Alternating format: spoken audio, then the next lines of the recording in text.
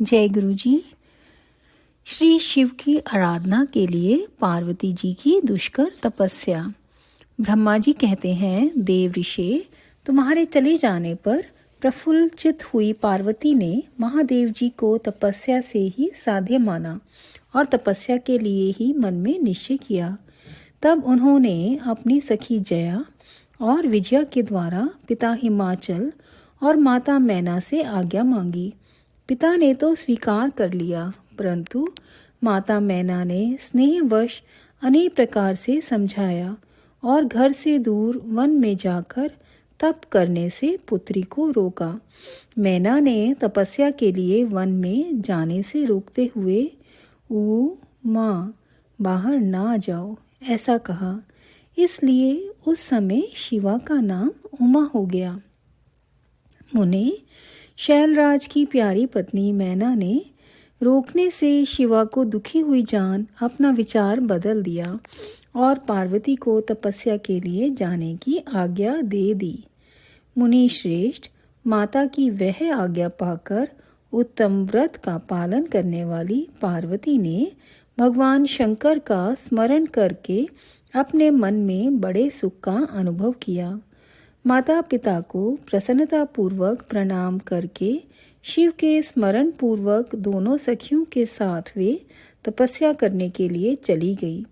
अनेक प्रकार के प्रिय वस्त्रों का परित्याग करके पार्वती ने कटी प्रदेश में सुंदर मूंज की मेखला बांध शीघ्र ही वल्कल धारण कर लिए। हार का परिहार करके उत्तम मृगचर्म को हृदय से लगाया। तत्पश्चात वे तपस्या के लिए गंगोत्री तीर्थ की ओर चली, जहां ध्यान लगाते हुए भगवान शंकर ने कामदेव को दग्ध किया था। हिमालय का वह शिखर गंगावतरण के नाम से प्रसिद्ध है। वहीं परम उत्तम श्रृंगी तीर्थ में पार्वती ने तपस्या प्रारंभ की। गौरी के तप करने से ही उसका गौरी शिखर नाम हो गया।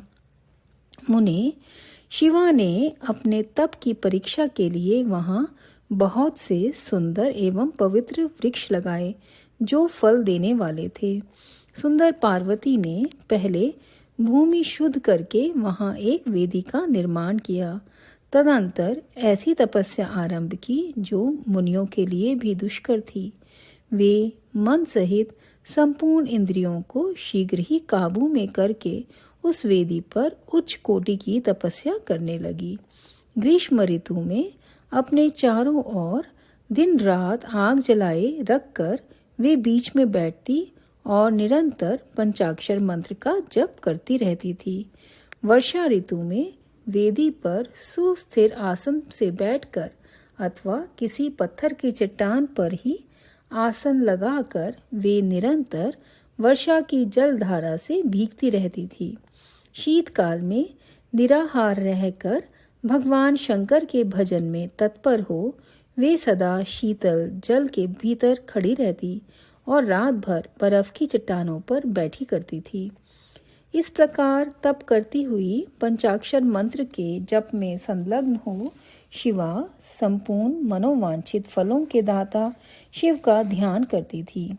प्रतिदिन अवकाश मिलने पर वे सखियों के साथ अपने लगाए हुए वृक्षों को प्रसन्नता पूर्वक सींचती और वहां पधारे हुए अतिथि का आतिथ्य सत्कार भी करती थी। शुद्ध चित्त वाली पार्वती ने प्रचंड आंधी, कड़ाके की सर्दी, अनेक प्रकार की वर्षा तथा दुस्सह धूप का भी सेवन किया। उनके ऊपर वहां नाना प्रकार के दुख आए, परंतु उन्होंने उन सबको कुछ नहीं गिना। मुने, वे केवल शिव में मन लगाकर वहां सुस्थिर भाव से खड़ी या बैठी रहती थी। उनका पहला वर्ष फलाहार में बीता और दूसरा वर्ष उन्होंने केवल पत्ते चबाकर बिताया। इस तरह तपस्या करती हुई देवी पार्वती ने क्रमशः असंख्य वर्ष व्यतीत कर दिए।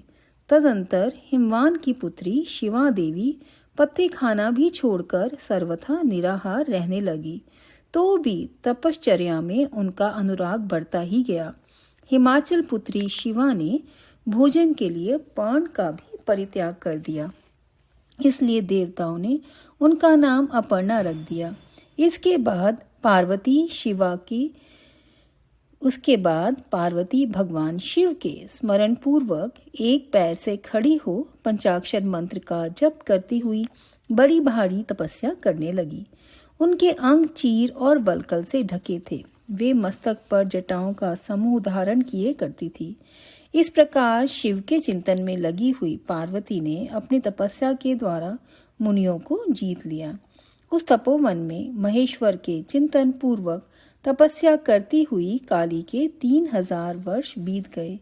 तदंतर जहाँ महादेव जी ने 60,000 वर्षों तक तप किया था, उस स्थान पर क्षण भर ठहरकर शिवा देवी इस प्रकार चिंतन करने लगी, क्या महादेव जी इस समय यह नहीं जानते कि मैं उनके लिए नियमों के पालन में तत्पर हो तपस्या कर रही हूँ?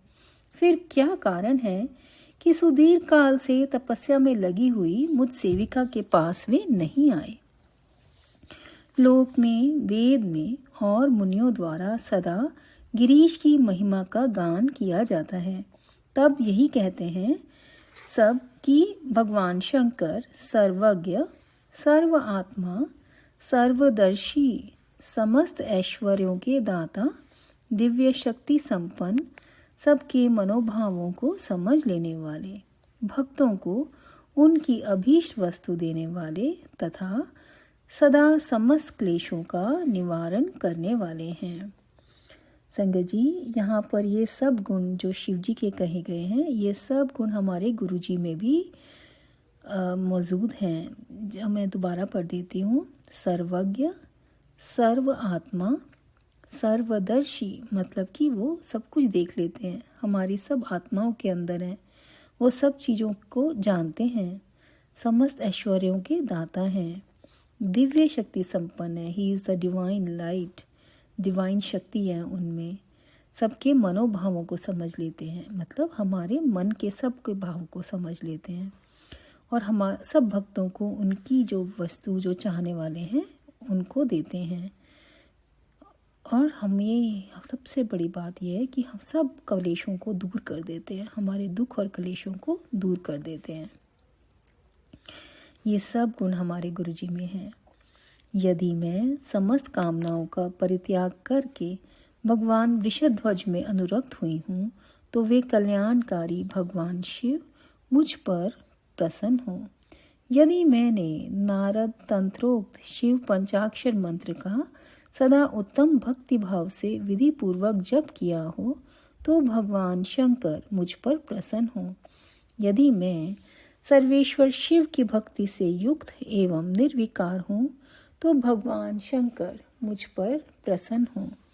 इस तरह नित्य चिंतन करती हुई जटा वल्कल धारिणी निर्विकारा पार्वती मुंह नीचे किए सुदीर्घ काल तक तपस्या में लगी रही। उन्होंने ऐसी तपस्या की जो मुनियों के लिए भी दुष्कर थी। वहां उस तपस्या का स्मरण करके पुरुषों को बड़ा विस्मय हुआ। महर्षि पार्वती की तपस्या का जो दूसरा प्रभाव पड़ा, उसे भी इस समय सुनो। जगदम्बा पार्वती का वह महान तप परम आश्चर्यजनक था। जो स्वभावतः एक दूसरे के विरोधी थे, ऐसे प्राणी भी उस आश्रम के पास जाकर उनकी तपस्या के प्रभाव से विरोध रहित हो जाते थे। सिंह और गौ आदि सदा राग आदि दोषों से संयुक्त रहने वाले पशु भी पार्वती के तप की महिमा से वहां परस्पर बाधा नहीं पहुंचाते थे। मुनि श्रेष्ठ, इनके अतिरिक्त जो स्वभावतः एक दूसरे के वैरी हैं, वे चूहे बिल्ली आदि दूसरे जीव भी उस आश्रम पर कभी रोष आदि विकारों से युक्त नहीं होते थे। वहाँ के सभी वृक्षों में सदा फल लगे रहते थे। भांति भांति के तृण और विचित्र पुष्प उस वन की शोभा बढ़ाते थे। वहाँ का सारा वन प्रांत कैलाश के समान हो गया, पार्वती के तप की सिद्धि का साकार रूप बन गया। अध्याय 22। जय गुरु जी। संगत जी, ये लास्ट पैराग्राफ में इतना ब्यूटीफुल बताया गया है, जैसे कि गुरुजी कि जहाँ पे प्रेजेंस होती है तो वहाँ पर जो नेचर है वो भी हमारे साथ बहुत नेचर में हमें बहुत ऐसी चीज़ें दिखाई देनी लगती है कि एकदम से लगता है कि हमें सारी सृष्टि से प्यार हो गया, और सारी सृष्टि में जैसे कि सब लोगों के मन में से सिर्फ प्यार ही बढ़ जाता है, सारा वैर विरोध सब खत्म हो जाता है, किसी से भी आपके मन में वैर नहीं रहता। और जैसे इसमें बताया गया है कि पशु जैसे सिंह और गौ, और गौ मतलब गायें, और जैसे चूहा और बिल्ली, ये सब भी जबकि एक दूसरे के बैरी हैं लेकिन फिर भी वो एक दूसरे को कुछ नहीं कहते थे। साथ में सारे वृक्षों पर इतने अच्छे फल लग जाते थे, सारे सुंदर सुंदर फूल खिल जाते थे। तो नेचर पार्वती माँ तो खुद सारी संसार की माता हैं। तो इतना सुंदर बताया गया है कि जब जहाँ पर जैसे हमारे गुरु की जहाँ पे प्रेजेंस है, चाहे उनका स्वरूप है चाहे वो खुद हैं, तो उनकी प्रेजेंस, क्योंकि वो शिव भी हैं और शक्ति भी हैं, तो उनकी प्रेजेंस से आसपास की नेचर, आसपास के जीव जंतु सब इतने प्यार वाले हो जाते हैं। अब मैं आगे बढ़ती हूँ। पार्वती की तपस्या विषयक दृढ़ता, उनका पहले से भी उग्र तप, उससे त्रिलोकी का संतप्त होना तथा समस्त देवताओं के साथ ब्रह्मा और विष्णु का भगवान शिव के स्थान पर जाना। ब्रह्मा जी कहते हैं, मुनीश्वर, शिव की प्राप्ति के लिए इस प्रकार तपस्या करते हुए पार्वती के बहुत वर्ष बीत गए तो भी भगवान शंकर प्रकट नहीं हुए।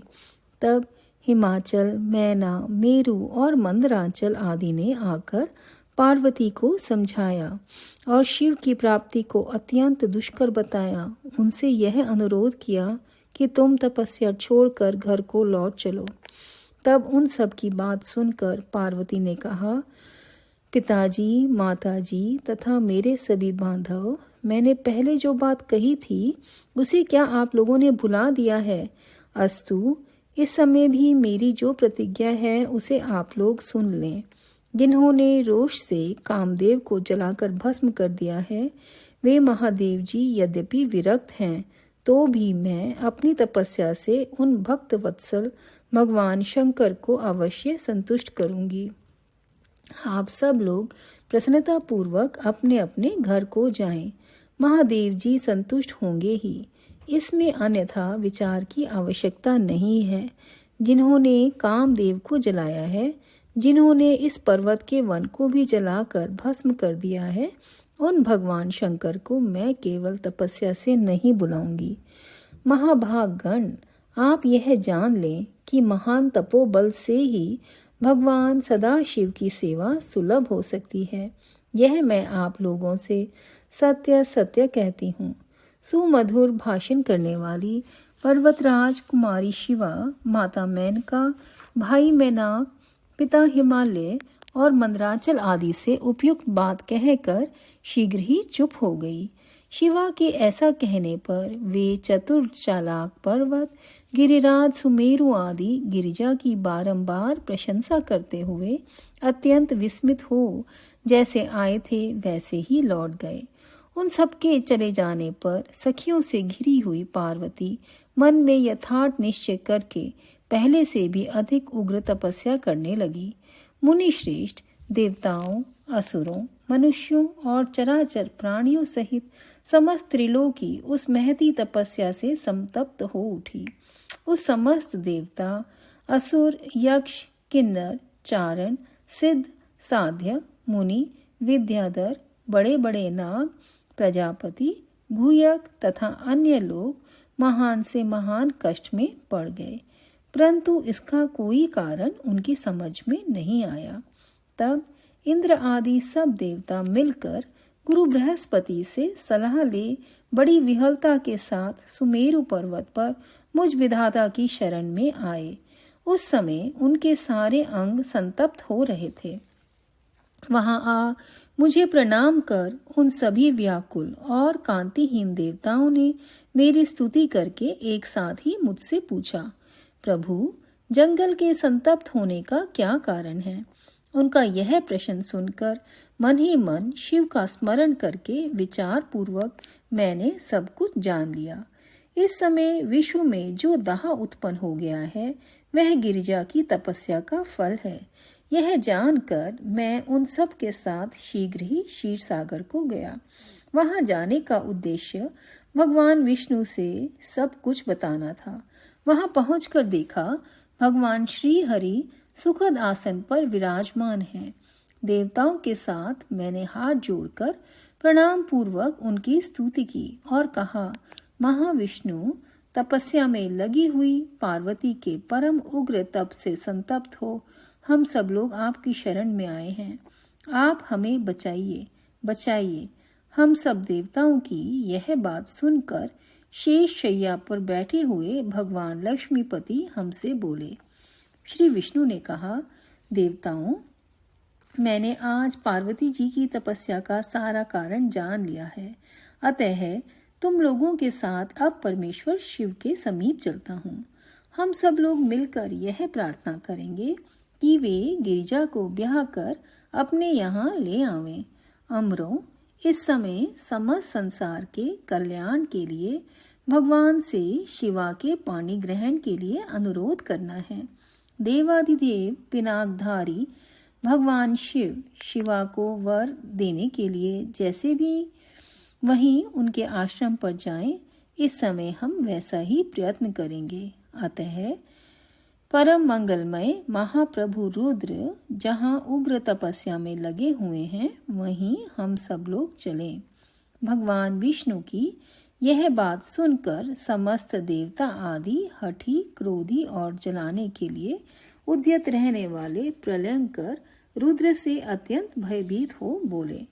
देवताओं ने कहा, भगवान, जो महाभयंकर कालाग्नि के समान दीप्तिमान और भयानक नेत्रों से युक्त हैं, उन रोष भरे महाप्रभु रुद्र के पास हम लोग नहीं जा सकेंगे, क्योंकि जैसे पहले उन्होंने कुपित हो दुर्जय काम को भी जला दिया था, उसी प्रकार वे हमें भी दग्ध कर डालेंगे, इसमें संशय नहीं है।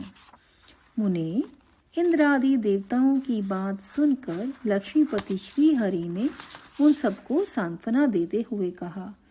श्री हरि बोले, हे देवताओं, तुम सब लोग प्रेम और आदर के साथ मेरी बात सुनो। भगवान शिव देवताओं के स्वामी तथा उनके भय का नाश करने वाले हैं। वे तुम्हें नहीं दग्ध करेंगे। तुम सब लोग बड़े चतुर हो, अतः तुम्हें शंभु को कल्याणकारी मानकर हमारे साथ सबके उत्तम प्रभु उन महादेव जी की शरण में चलना चाहिए। भगवान शिव पुराण पुरुष, सर्वेश्वर, वर्णीय, परात्पर, तपस्वी और परमात्मा स्वरूप हैं। अतः हमें उनकी शरण में अवश्य चलना चाहिए। संगत जी, इतना ब्यूटीफुल ये श्री हरि विष्णु जी शिव जी के बारे में ये कह रहे हैं, और जैसे हमारे गुरु जी के लिए भी मैं ये एक बार दोबारा पढ़ूंगी। ये सारे गुण हमारे गुरु जी में हैं, तो आप ये सुनिए। भगवान शिव देवताओं के स्वामी तथा उनके भय का नाश करने वाले हैं। गुरु जी हम सब के स्वामी हैं, हम सब के भय का नाश करेंगे। वे हम चतुर भी हैं, लेकिन वो हमारी चतुराई और चालाकी से कुछ भी नहीं होगा।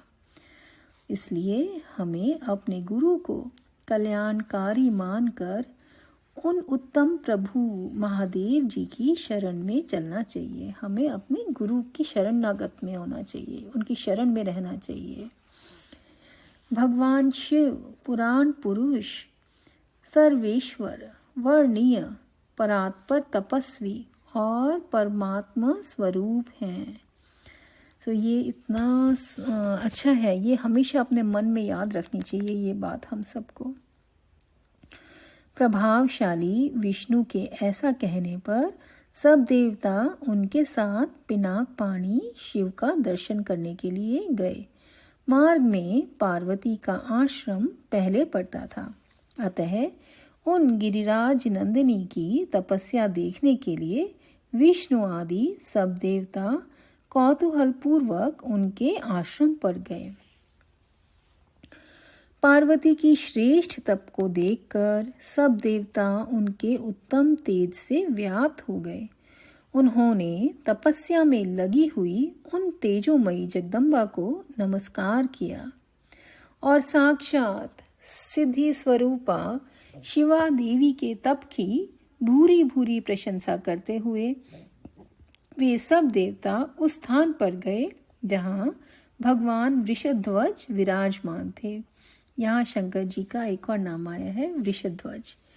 मुने वहाँ पहुंचकर सब देवताओं ने पहले तुम्हें उनके पास भेजा और स्वयं वे मदन दहनकारी भगवान हर से दूर ही खड़े रहे।